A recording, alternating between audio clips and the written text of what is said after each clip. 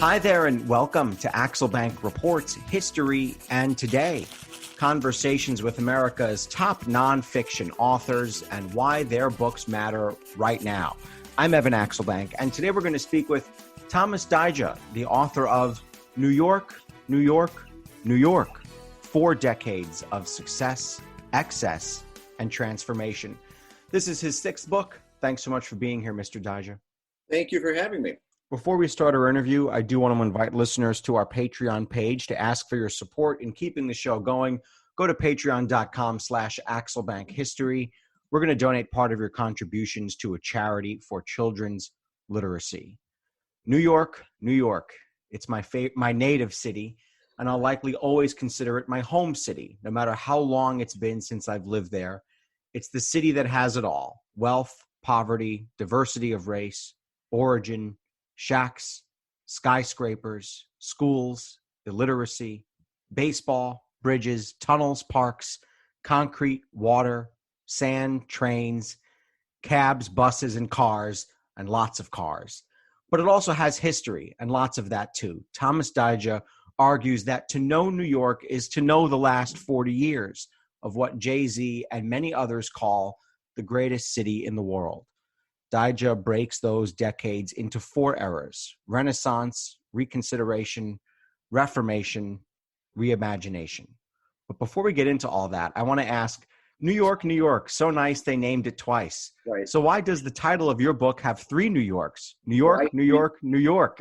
A couple levels. One is one of the heroes of the book is a guy named Holly White, who was an urbanist, a thinker, who was one of the people who was involved in the whole kind of idea of coming back to the city in the 50s and 60s. And he was an early supporter of Jane Jacobs and helped get her book, Death and Life of the American City, off the ground. So he was very important in working with New York and the Rockefellers and sort of getting a lot of ideas in. And he always believed that what cities exist to help facilitate the face-to-face exchange between people. He really believed that people were the answer to fixing New York. And so he was once asked, what are your 3 favorite American cities? And he said, New York, New York, New York. So it was a tribute to Holly White, but also a tribute to the passion that people have for the place that you're, just speaking to right now as a New York native. And then there's also a kind of structural one. In that, for me, the book is broken into really 3 parts. There's the kind of Koch-Dinkin period. There's Koch-Dinkins, and then the Rudy period, the Reformation, and then the reimagination under Bloomberg. So for me, the book is kind of these 3 evolutions of New York over this time, where it's still the same city, but there are these profound changes that take place that really make the city quite different from the one before, but it's still New York, and I tried to come up with, how is this? It wasn't an overnight change.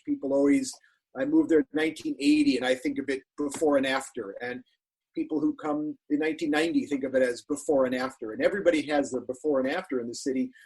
And for me, it really is this question of evolution, and that was how I kind of wrapped my head structurally around the book and all the changes that take place in it. Whenever I go back to New York, and I used to live there, for people who don't know, who listen, I used to live there. I grew up there, and I lived there until I was, technically 22 years old. But once you leave for college at 18, the time you spend there starts to change significantly.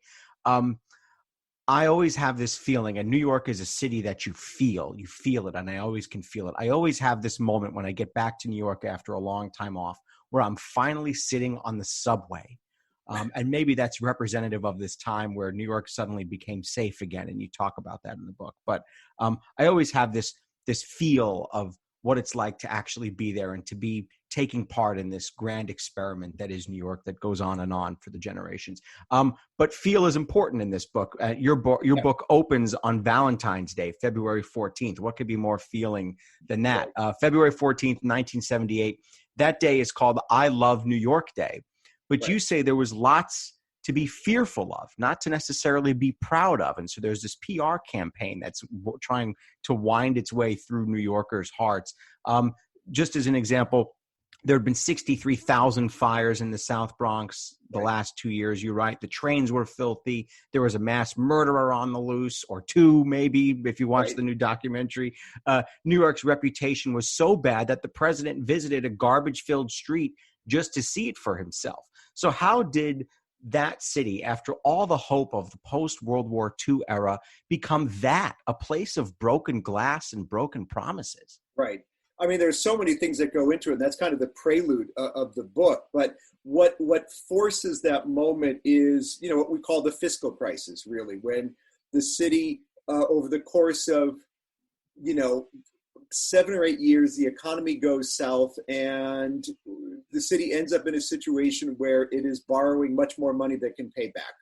Now, the fact is, the city always has to borrow money in order to pay its bills through the course of the year. The taxes come a couple times a year, but there are bills to pay every month, right? So the city is always working with banks in order to do this. But in the mid-'70s, when Beam is mayor, it's so acute. And the country's coming off of the oil crisis and all the things spinning off from there.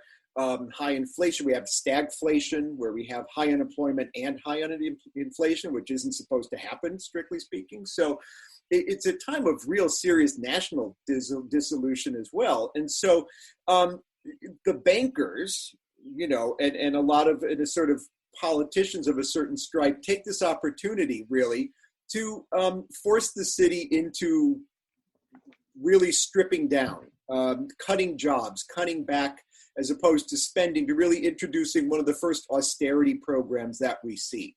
And the idea that everyone felt that New York would be able to pay back those loans, on a usual sense, but they took advantage of choice to do this, to kind of bring the hammer down. And so the city was left with, at times, zero capital budget. It had no money to spend on things. And so that was just one part of this storm of the city kind of spinning out of control. A lot of social things were also going on, certainly, in regards to crime. But overall, there was a sense, I moved there in 1978, of kind of having to survive the city. And there's a sociologist, Durkheim, uses the word anomie. It's like where everybody in the city is just sort of at war with each other, and the things that hold people together in the city were really frayed. And as I said, I remember that being a time of trying to survive. And so one of the stories of this book is this long effort to help people really learn how to live in the city. And crime is one part of it, certainly. But, the pooper scooper law was an important part of it, too. The sense of how do we use public space, and how do we use public space as a way to create what Frederick Law Olmsted, one of the guys who designed Central Park, called commonplace civilization. How do we just live together in a democracy?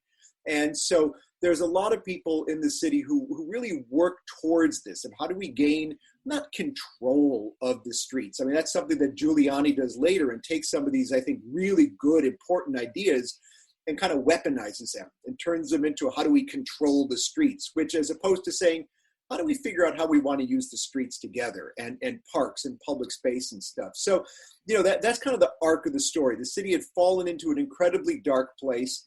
And this whole book really is a push to kind of ask how these changes came about. Because anybody who was in New York, I started the book in 2013 at the end of Bloomberg, seemed like it was the, fabulous place, surpluses in the treasury, more park space than it ever had. Everything was looking really pretty remarkable, actually.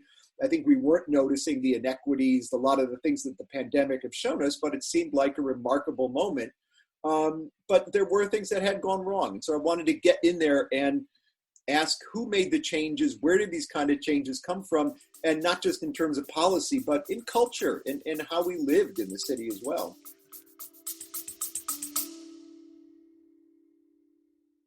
Baking from our childhoods just sticks in the memory, doesn't it? We never set off on holiday without piles of Tupperware. And there'd always be Bakewell slice, flapjacks, and tray-baked scones in the boot. Do you not do that, Lisa? Yeah, no.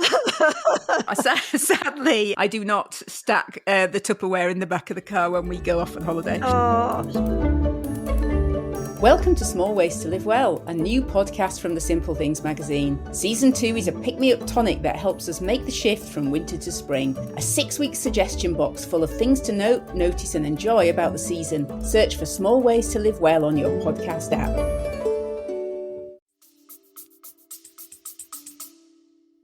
You mentioned the word who made these kinds of changes. Right. And I want to ask about Robert Moses before we start on our 40-year jaunt from 1978 on. I do Yeah, want to don't ask about start with Rob. Moses, right? I have to ask about him because the Power Broker is kind of where all New York studies, maybe until your book, but it's kind of where all New York studies begin. And I've read the Power Broker. I read it in college, and I go back to it from time to time. And I've experienced the way Caro writes, New York's highways sealed us off from the water, the way his parks were built in mostly the wrong places, the way the Cross Bronx and bridges made New York undrivable and made it polluted. What did you find in your studies as to how he impacted the Big Apple? Did he truly contribute to the fall of New York, which is Robert Caro's main thesis? Right. I mean, fall is such I avoid words like triumph and fall and things like that, because a lot of what Moses did also made the city possible. When he starts, with the Triborough Bridge, the city's still pretty young as a combination of all five boroughs, right? They've only been together since 1898. The city's only existed, if you look back now, that means since the 90s, right? It's only been one New York. And so by providing those roads and that bridge, it really does make it possible for the city to function much more together. And through the bonding and the kind of complicated financial aspects of it, pulls out an enormous amount of money out of this that he then uses to continue this work. Now, the choice he makes to push the city towards cars and really kind of getting away from railroad and other kind of infrastructure that I think would have made more sense in a long-term way, that's absolutely right. Were an enormous amount of his policies and road building and park building racist at their core? Absolutely. There's no way to get around that. I mean, he's that is in the record there, and he pretty much says it at times. So, he is but to say that the city was at some pinnacle and then he destroyed it is you can say that on certain aspects, but in whole, there is an enormous amount that he did. And there's been a certain kind of pushback against that in the last 15 or so years. So I think we're getting to a slightly more measured vision of what Moses did as a city maker, and a lot of when I look around now, and there's a lot of discussion in New York, and I think a lot of cities about YIMBYism. Yes, in my backyard, and people saying we want more density, right? We need to build more buildings. We need to get rid of low zoned areas where it's single housing, and we have to build more houses, and I really believe we need more housing, but that push to just build more big buildings smells to me a little Moses-like, I mean, it is really taking apart and ignoring all the other issues around a city, really ignoring the organic things about a city and just saying, this one thing is the most important thing, and we're going to just tear up the city in order to do it. And I think we have to be very, very wary of a kind of neo-Moses attitude when it comes to housing. Neo-Moses. Yeah, Let's enter that into. Literally just got that thought, but that I think it's kind of true that one subject on making everything based on one issue is, I think, always scary. And if anyone ever says neo about you, you may not have had the best impact. Lots of bad neos out there. Listen, I wrote an entire book, and I did not. It was an actual goal of mine to not use the word neoliberalism in this book. So let that be. If it's there, it was like parts per million. You'll be safe. It's right. Ed Koch, that's your first kind of hero in the book. And I know you want to stay away from heroes and all that, but Ed Koch is the first figure this book kind of turns on. And I certainly remember Ed Koch as mayor, maybe a little bit. He left office, I guess I was about 7 or 8, but I remember my parents talking about him, and I think we saw him once. And you say Ed Koch could be as hard-headed and offensive as he could be a fine retail politician with a knack for management and managing the media, even if it meant giving bad news. How did he seize this moment, the I love New York moment, and make it so in practice? Right. I mean, he was an outsider. He was an outsider in a personal way. When he came up in the village as a Democrat, he was an outsider. He would run against the Democrats as much as the Republicans. He always was. So he always positioned himself against the establishment, and for better and for worse. And so in New York, that gave him a kind of independence. Kerry's guy, Governor Kerry, was supporting Mario Cuomo.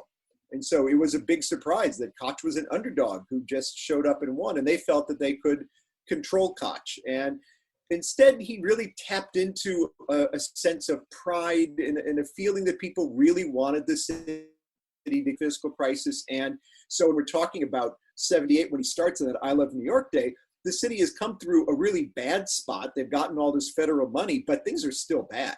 And basically all the possible loans have been loaned. The state doesn't have any more money. The federal government isn't going to be giving any more money. Like it's kind of, this is it.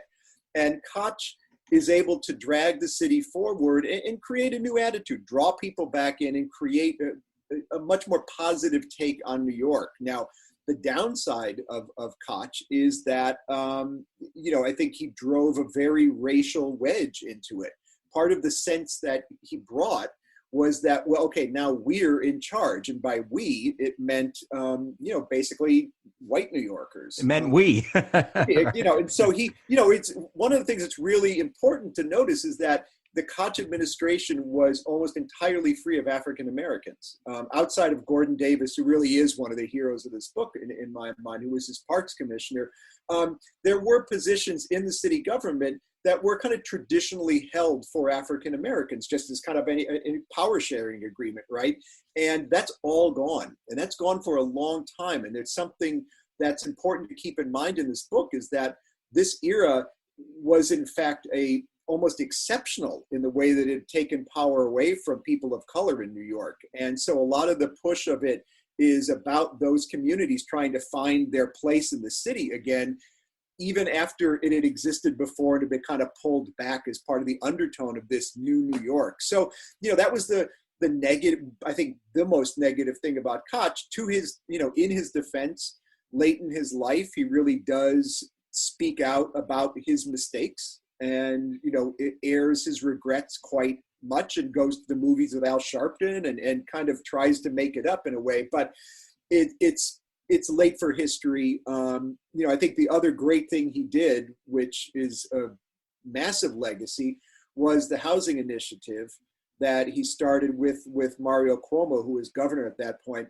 where they just threw everything at housing, and public, private, community organizers, the Rockefellers, just any idea. And some of them were, fascinating and new. And there was a moment of all kinds of resources. It was a kind of big thinking about a big problem. And when we talk about crime going down later on under Giuliani, a lot of that happens in my mind because of these neighborhoods that are recreated, that are stitched together again.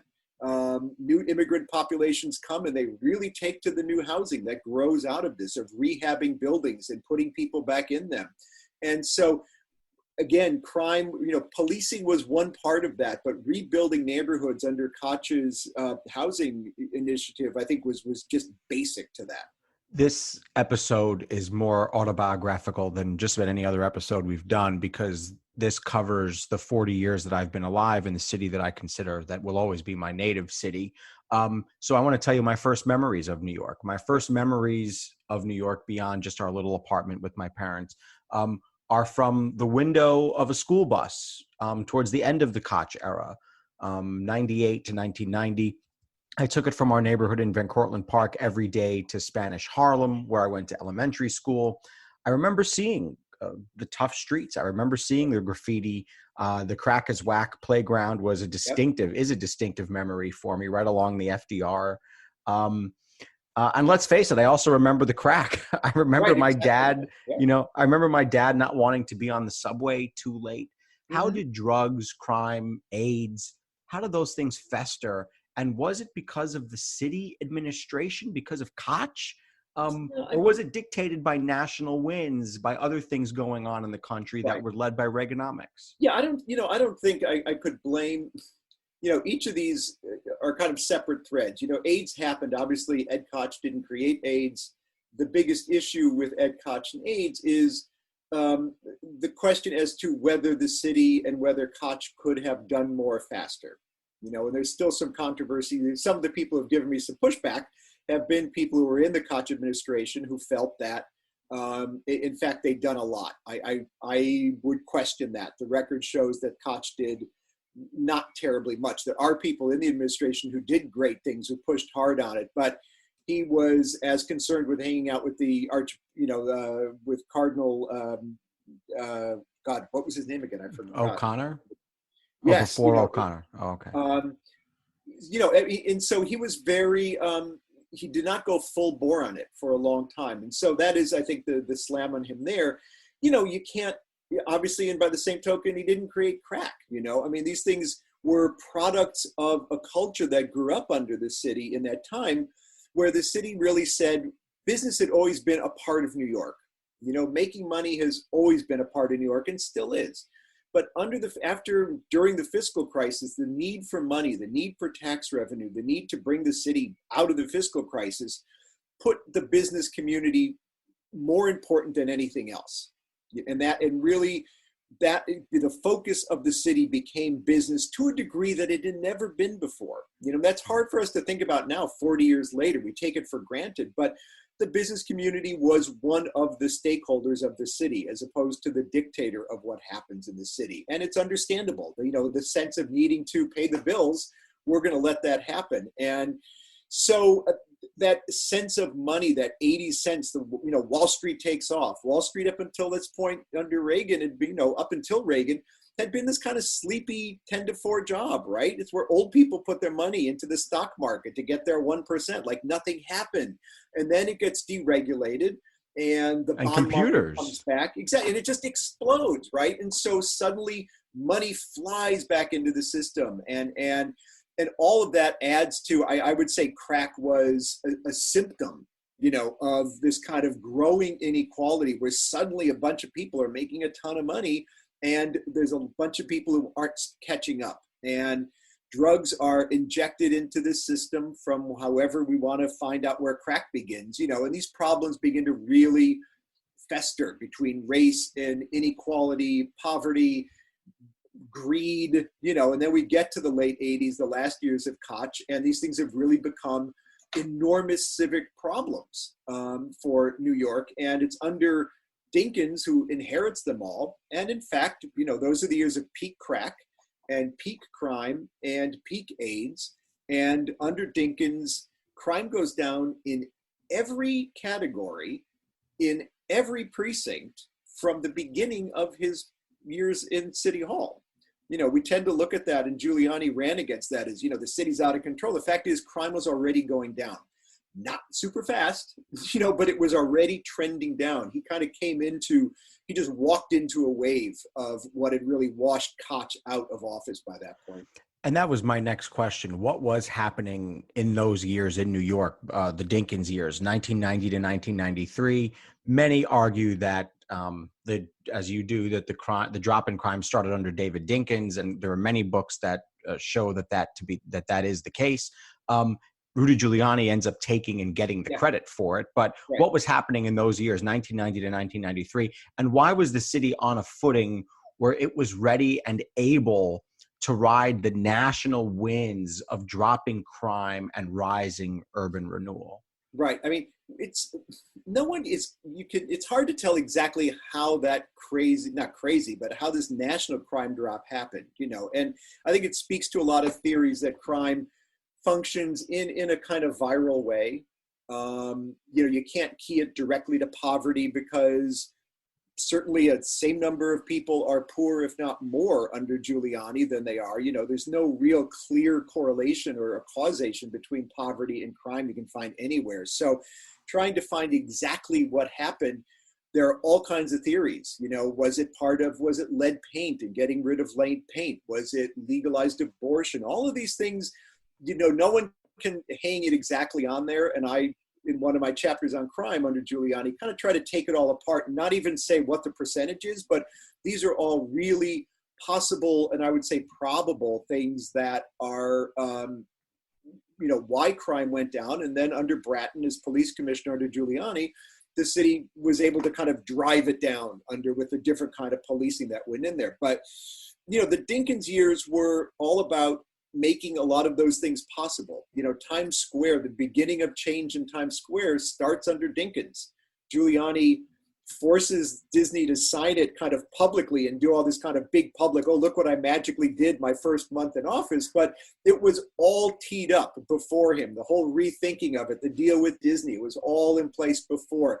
Dinkins, after the horrifying murder of Brian Watson in his first year, a visitor to the US Open, that was when the first real kind of shakeup at One Police Plaza started, but it was also what created the Safe Streets, Safe Kids bill, a really huge anti-crime bill that provided the money for the cops that then Giuliani had on the streets. A lot of those things began. I compare it to, Buck Showalter creating the Yankees and then Joe Torre taking them over and making them champs. That is what, to a certain degree, that's what happened. A lot of these things were set up that then Giuliani gets to take credit for. And, Dinkins, his real biggest problem ultimately was that he never really wanted the job. These other people at some point were driven by the idea of being mayor, at least, in charge of this kind of thing. And Dinkins, out of the kind of group of four great Harlem politicians of Rangel and Patterson and Sutton and Dinkins, he was the least likely. He kind of fell to him. And so he said many times, I really never wanted this job. And he was not able to really communicate the sense of leadership and that the city needed at a very difficult time. He gravity and integrity, his progressiveness and his care for people is unquestioned, but he could not really express what was happening that was good. And so the city felt a lot more out of control than maybe it even was. And so when Giuliani comes along and is promising, this kind of one city, one standard kind of thing, a kind of fight against multiculturalism, which is a big national thing that's happening at the time, the culture wars, New Yorkers really jump on it. I remember the Giuliani years for three primary reasons. One, it was a time where it was, and I love the way you put it in the book. You say, and then it happened. Yeah, suddenly people felt like that. I remember being out once with my wife late at night and thinking, wow, it's 2:00 in the morning and we're out here and I'm not thinking at all about crime. And so fear of crime is as big a deal as crime itself, if not more so.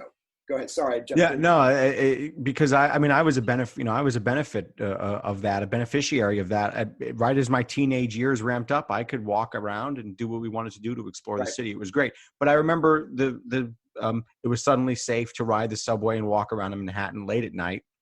Two, the years were marked by violent racial conflict, particularly over police shootings. Yep. Foreshadowing what the nation would eventually learn about in another 15 years. But these were very brutal clashes over what it means to be African American and what it means to be a police officer, and how these clashes have continued to persist. But I've been to the Amadou Diallo vestibule. I've looked at it. I've seen the bullet holes there. I don't know if they're still there, but I have been there. And three, there were these bitter fights over education and funding. Grade Rudy, if you can, pre 9/11. What was his impact? Just keep it to pre 9/11. What was his impact? Right.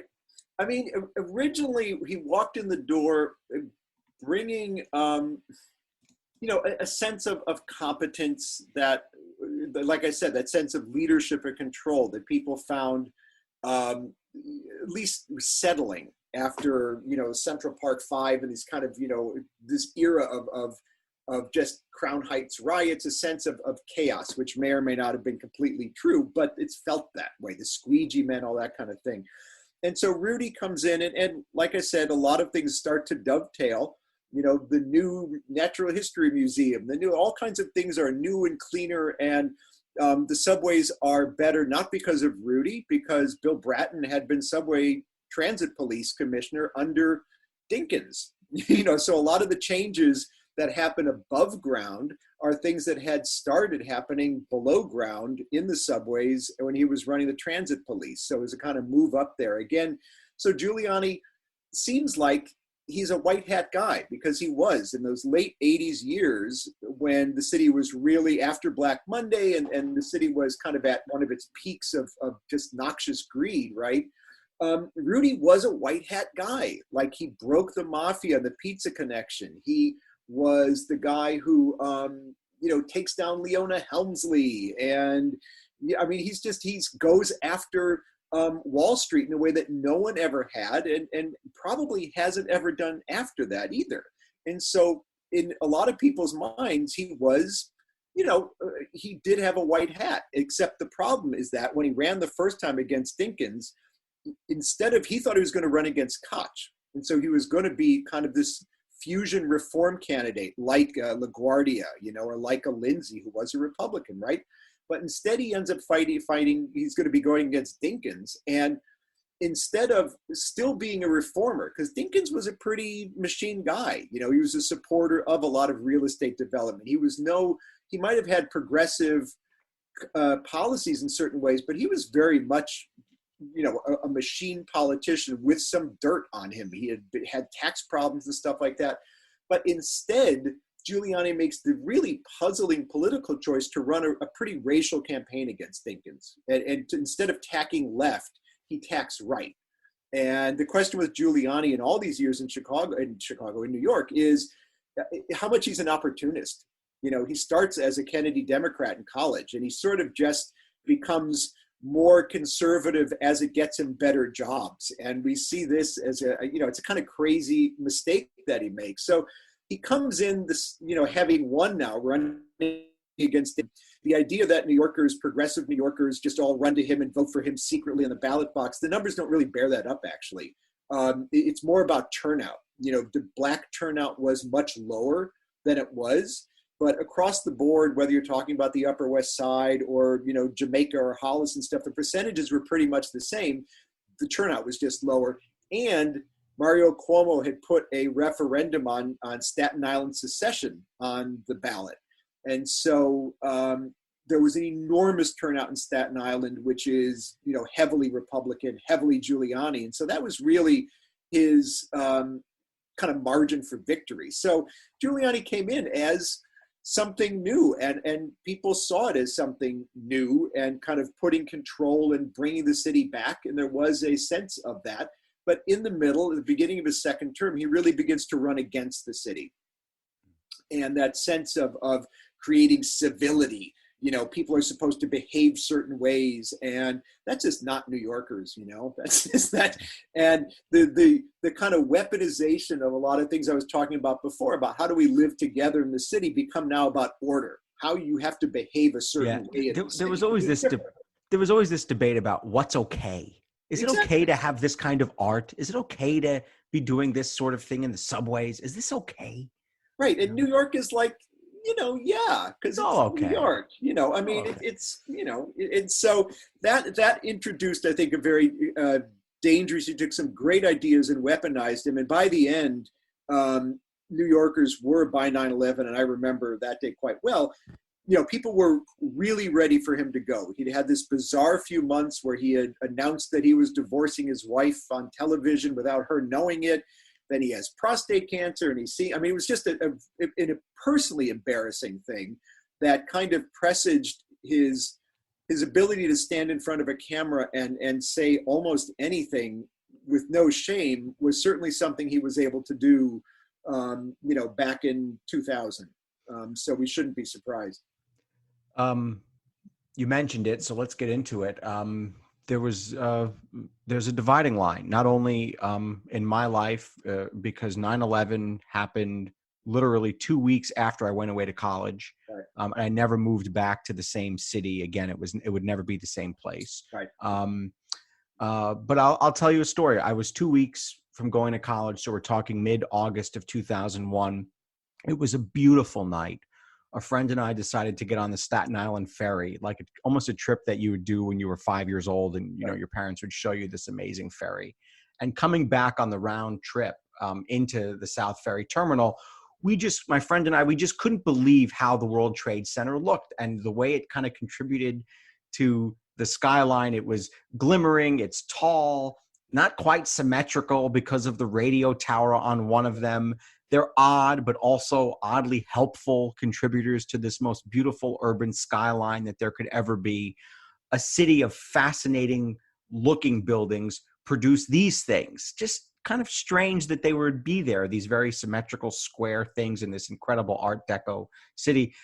By the time 9/11 happened, I was in Ithaca. And by the time I returned to New York, maybe mid-October, the city that I grew up in was gone. It just felt different. And I always felt odd that I wasn't there on that day. Yeah. Thoughts of the pit will always, I was once in a building and I looked straight down into it, will always make me well up with tears. So we always ask, where were you on 9/11? I want to ask, where was New York on 9/10 and where was it on 9/12? And I do want to say that your observation that this was the first time that the city stopped to mourn its victims collectively was fascinating to me, because there were a number of other times that could have happened but Right. didn't. But 9/11 is when it happened. So Yeah, anyway, 9/10 versus 9/12. It ended, well, 9/10 was, we were ready to move on. I mean, everyone was really ready to get past Rudy. There was a big, heavy sigh. And, I wouldn't say there was a kind of optimism, but there was a certain, let's get moving on to the next thing kind of mindset going on. And what happened after that was, I think, a really unique period. I had little kids at that point, and it was this kind of period of unique grace. The writer Rebecca Solnit calls them paradise utopias. And there was just a sense of infinite kindness among people. And when those of us who are around now and facing COVID and the pandemic, what's made this so acutely painful and so bizarre is that we can't be together. We couldn't, God knows, right now, the doors are open, folks. But up until now, the horror of not being able to be with people. And after 9/11, New Yorkers really found each other. And I think even more than anything they did in the kind of ballot box or the voting booth, they went back to those ideas of creating a commonplace civilization. They went back to each other. And the city was in mourning, but so together and united in very fundamental ways. It was a unique time to be there. You just went out in the street and everyone was literally kind to each other in a way I can't describe, and that, I think, did to a certain degree set the tone for what was ahead for Bloomberg. Everybody was ready for somebody. He came in as this technocrat, and he made all the right noises right away, and reaching out to the Black community, other communities of color, and sort of getting past that. Let's just fine. We're going to try it this guy's way. And it felt really good for a while. People didn't like him at all at the beginning because of his sense of, and maybe never ever truly did, because of his, I think, classist billionaire kind of position. But they did recognize that a lot of things did work better at the beginning after the first year. And there was a way of looking at the city that was, at least initially, a little post-racial. By the end, we found out that was definitely not happening, and that stop and frisk, below all the wonderful things that were being built all over the city, was being built on a lot of terror for people in other parts of the city that was easy to not pay attention to. And a lot of people were being left behind. But, 9/12 really was about New Yorkers being ready for something new and being ready to think harder and think new thoughts about New York fundamentally. 20 years is a lot of time. It's enough time to look back and take stock. Yeah. Where is 9/11 now as we approach its 20-year anniversary? Yeah. Where is 9/11 now in our collective memory as New Yorkers? It's when you really look at the, what is it? Something almost 20,000 New Yorkers have died of COVID in a year, and something like, and this is not to diminish a horror, but the violence of 9/11 made it remarkable, but the violence on the city and to the people of the city by the pandemic have I think on a very day-to-day level and basic level kind of overshadowed that fundamentally. We really have a lot more to get out of. So I think to some degree, some of the horror of 9/11 has kind of been subsumed by the pandemic. I mean, this has just had so much of a much more profound impact on people's lives. I mean, 9/11, I was on the Upper West Side, and, my office was down on Park Row, and happily I wasn't in that day. So, I mean, a lot of people went on living their lives in New York without really having an impact from 9/11. And that's just the fact of it. There are parts of the city that moved on without a real change in their lives. And I don't think there's anybody who can say that in New York City, that over the last year, their lives weren't changed by COVID. So I think what we have not been able to do, which we were able to do, is what you're talking about, grief. I mean, I think that 9/11 was a kind of outpouring of that grief that we had for all the thousands that we lost to AIDS, to the thousands that we lost to crack, to the thousands that we lost to crime, some sense of grief. And I don't think we've gotten there yet. Maybe we've had it this whole year, but somehow we're going to have to take a pause before we truly move ahead and have that. But right now it's important to get out there and enjoy ourselves in a way that we haven't in a year. But we're going to need to kind of take stock at some point. How do you process the change in the type of people who can live in New York? I've got friends. My sister is going to be leaving. There's, the amount of money it costs is extraordinary. The amount of the brutality of the commute, and I use the term brutality as figuratively, but there's transportation is very difficult. It costs a lot of money. Housing is not particularly convenient or useful. How does? I'm sorry. Or affordable. I mean, it's just brutal. How do we look at the future here? What does New York need to do to keep its people from leaving it? Well, I think one of the things that happened through the Giuliani and into the Bloomberg years, the fact that the city did become so much more easy to live in.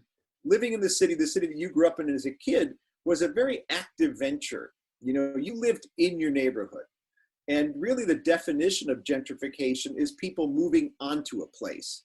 They kind of come to a place and impose their idea of what the economy should look like, what the culture should look like, what life should look like here. I mean, I think of a story of a woman moving into a neighborhood uptown, like in Washington Heights, which for years had kind of weekend party in Riverside Park that was kind of messy and loud, but it was where people spent their Sunday afternoons partying. And for years, decades. And the woman moves in there, and then like the first day she's calling the police saying there's this loud party out my window, and something has to be done to stop this. And, that is to me just such that is the definition of gentrification. So what we stopped doing was living with each other after 9/11. In a lot of ways, we were moving on top of each other and looking at the city as a place that is here to take care of our needs, and that's not always the way when we look back that, and I mean our comforts, not our needs. I mean, in the days when there was free college and free hospitals, that's when we're talking about our needs, but we're talking about really convenient luxury shopping as our desires, So the fact that the city made life so much easier for many people, if those people don't necessarily want to participate in the city the same way, if they don't want to live around certain kinds of people, if we look at the problem of homelessness as opposed to why these people are homeless, I'd be happy to have some people come in who maybe want to think about it in those terms. I think a city is an activity. How you live in the city needs to be an active thing, not based on your convenience and pleasure. And I think there's still a lot of people who see New York as an enormous opportunity to enjoy a unique kind of life. So all you're saying is true. The brutality, the commute, all these things. I don't disagree with it. I don't disagree with it. It is there, and these are problems that can be worked on, and that's the job of not just government, but of New Yorkers every day. That's one of the themes of this book, is that this city wasn't just forced on us. People did things. Single individual New Yorkers said something needs to change, and throughout the book, there are people who did that. And so a lot of these issues are still, confrontable by individual New Yorkers, but that means not just leaning back and saying, how is my life easier now? It's, how can I make it a little harder? How can I try to fix this thing? New York City is a city of mayors. It's the best job in politics. It's the worst job in politics. It's definitely not the easiest, but it probably is the hardest job in politics. Why is New York a city of mayors?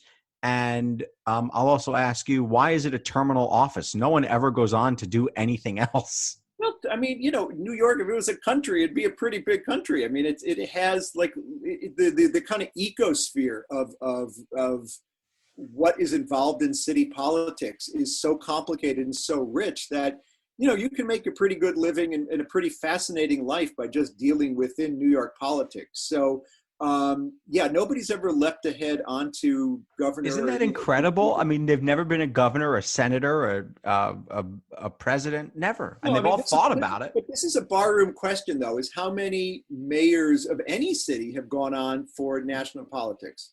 I mean, I'm trying to think of a mayor of Los Angeles, a mayor of Chicago. Mayor is a fascinating job because it still keeps a serious retail level. You really do need to be able to, it's a little bit like being on your co-op board. You need to be able to say hello to people in the elevator. And I don't know. I think that's might be part of the nature of being a mayor, but in the context of New York, it is so, it's its own rich world, and so I think people are probably shocked by then. It's brutal. You got to deal with a lot of stuff. A lot of people don't like you. The media doesn't like you. Everyone doesn't like you. Right. I didn't know where to ask about him, so I'll ask about him now. But the rise of a certain New Yorker goes all through the decades that your book covers, the early 1980s, the late 1970s to straight up to 2016. Yep. You say, of all the things Abe Beame gave us, Donald Trump is the worst. Without weighing in on Donald Trump himself, how did Abe Beame's economic programs lead to Donald Trump becoming Donald Trump? Well, and how did New York City make Donald Trump? Well, Abe Beame, it wasn't necessarily his economic programs. It was the fact that Trump's father was a big contributor to the Brooklyn Democratic machine. And so, Beame and Governor Kerry are both at Trump's marriage to Ivanka. Ivana. So, I mean, the Trumps were in the Brooklyn political machine. And so when the Commodore Hotel comes up and Penn Central wants to get rid of it, and basically Fred has the options, but Donald says he actually has the option to do something with it, kind of floats an idea which is pretty dodgy to redo with partners who are the Hyatts, the Pritzkers, to turn it into a Hyatt. And the city bites. A lot of people don't like the idea, but I will say this, at the end of the day, it was probably a positive. It was something that helped jumpstart 42nd Street and helped kind of provide an impetus for changes at the library and other businesses right around there, the Chrysler Building. After that, I would say the impact changes. I mean, when I started this book 8 years ago, looking for people who really created change in the city, he was not someone. I mean, there was another change he did create, was that the city was largely co-op buildings. And this is, where you have a co-op board and people buy shares in the building, and then, it's kind of complicated way of living. But then condos you can buy the space in the building, but you don't need approval to get in. And so this is a big deal because all the kind of, in the 70s, the kind of jet-setting international types, the Bianca Jaggers of the world, the rich buildings that they would like to live in didn't want them. And so there were very few places for those jet-setters to actually live in New York. And so one of the things that Trump did was kind of begin a certain kind of globalization of New York by building condos that were comfortable. Trump Towers is a condo where, Adnan Khashoggi and all these other kind of mysterious billionaires of their age were suddenly able to buy into New York, and creating buildings that weren't about communities or New Yorkers, but like waving in global millionaires was something that he really got the ball rolling on. So there's a lot of following his ups and downs throughout this. What he actually changes is not enormous, but what he sort of exemplifies is, he's kind of a barometer of things. And by the end of the book, it's sort of just like watching a train coming at you on the rails, is my sense. So it just gets closer and closer. And, there we are. Would we have had the mayors of New York that we have had if we had done ranked choice voting all along? Would there have been Mayor Koch, Mayor Dinkins, Mayor Giuliani? Wow, this is the last question you're asking me, and now this is the best question I've had in a while, because we're just trying to figure out what the heck ranked choice voting is going to give us now. So, I mean, the first, Koch against Cuomo was already a runoff, so that would have been pretty fascinating to see. I think, almost it kind of worked out that way. I'm thinking here, because one of the reasons that Koch wins the first time is because Percy Sutton and Rangel basically throw Black Harlem's votes to Koch, because Cuomo takes them for granted, basically. There's no sense. He doesn't campaign. He makes no kinds of promises or accords with Harlem. And so there's a sense of the devil that like Rangel had served with Koch in the House, in Congress, in Washington, so he kind of knew him.